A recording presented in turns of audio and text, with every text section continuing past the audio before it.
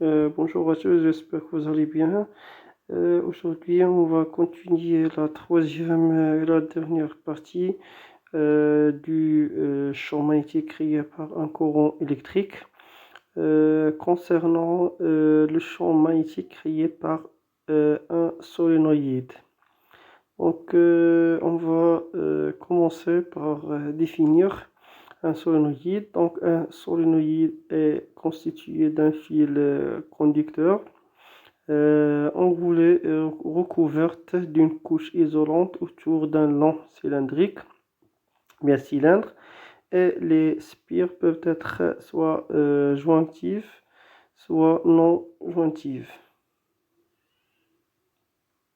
Donc, les caractéristiques du solénoïde, le solénoïde est caractérisé par son rayon et par sa longueur et aussi par le nombre de spires N. Aussi, vous avez l'axe du solénoïde. Donc, on distingue deux types de solénoïdes, court et long. Donc, on dit qu'un solénoïde est court si L, sa longueur est inférieure à 10 fois R, et long lorsque L est supérieur à 10 fois R, c'est-à-dire la longueur est supérieure à 10 fois. Donc, on passe à la dernière activité. Donc, on réalise le circuit électrique représenté ci-contre, où on branche donc un générateur E, un rhéostat, un ampèremètre, l'interrupteur et le solénoïde.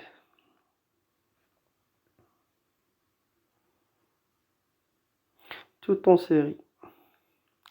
Donc, puis on dispose de l'émail de fer sur une plaque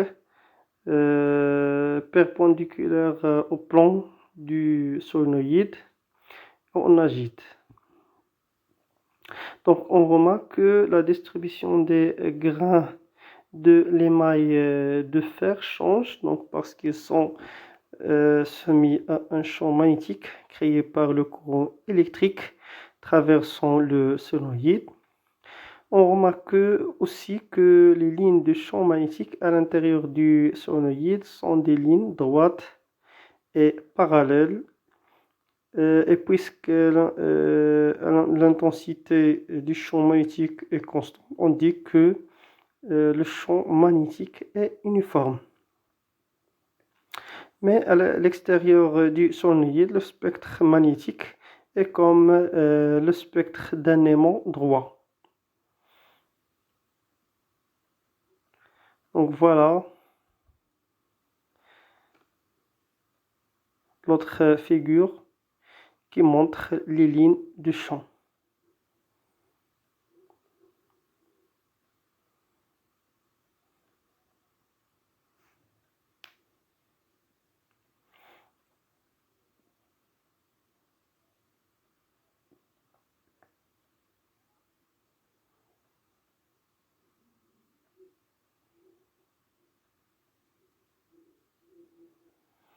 Donc aussi, donc on peut placer une aiguille aimantée soit à l'intérieur du solénoïde, soit près du solénoïde, et on ferme donc l'interrupteur. Ensuite, donc on constate que l'aiguille aimantée donc dévie et prend une direction parallèle à l'axe du solénoïde. Donc, et lorsqu'on inverse le sens du courant électrique, on remarque que l'aiguille aimantée change de sens. On dit que le sens du vecteur champ magnétique est lié au sens de passage du courant électrique traversant la bobine, le solénoïde.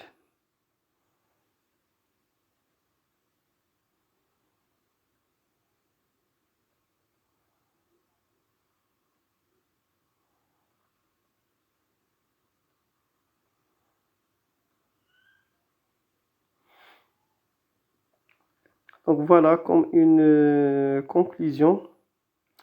Donc le sens de vecteur du champ magnétique est lié au sens de passage du courant électrique traversant le solénoïde. Donc pour déterminer le sens, bien ce sens de vecteur champ magnétique, donc on peut utiliser deux méthodes, bien deux règles, règle de la main droite et règle du bonhomme d'Ampère. Donc comme on a vu, soit pour le fil rectiligne, ou bien le fil conducteur, ou bien la bobine. Donc pour la première règle de la main droite, donc on place la main droite sur le conducteur, ou bien sur les fils du solénoïde, de sorte que sa paume soit dirigée vers le point M et le courant électrique sort du bout des doigts. Dans ce cas, le pouce, en s'éloignant des doigts, indique le sens de B, le vecteur du champ magnétique, à ce point-là.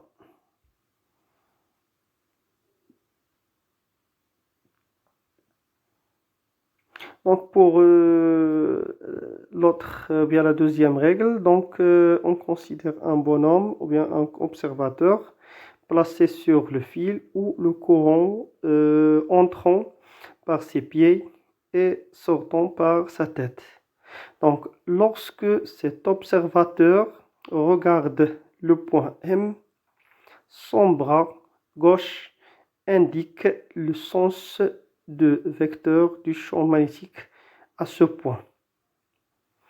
Donc voilà, donc aussi même chose donc pour le solénoïde comme pour la bobine. Donc le solénoïde a deux faces, le nord et le sud. Donc les lignes de champ sortent du face nord et entrent par la face sud.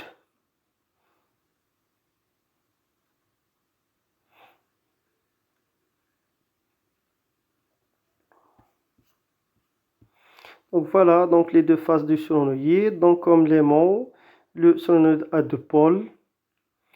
Une face nord. Donc à partir de laquelle les lignes de champ magnétique sortent.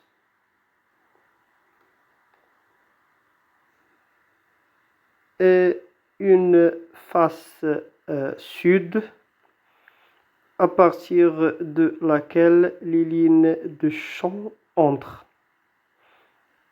Voilà, donc je regarde une face nord, je regarde une face sud.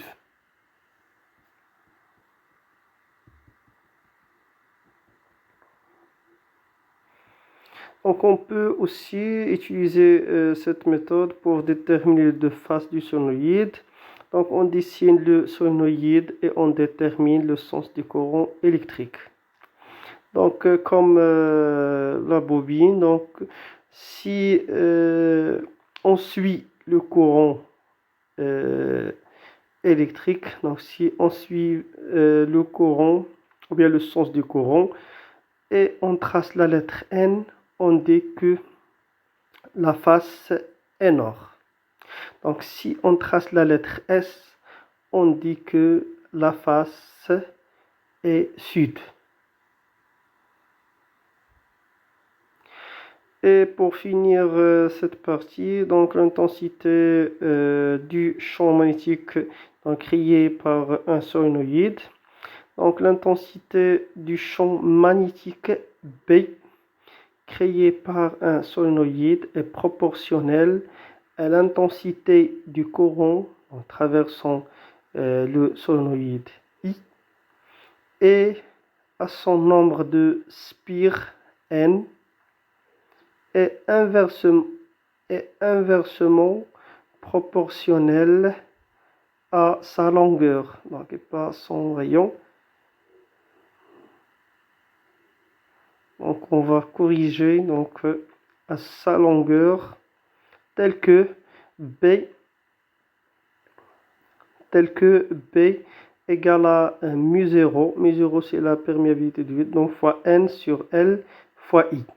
Donc mu0, donc on peut écrire donc N sur L sous forme de N.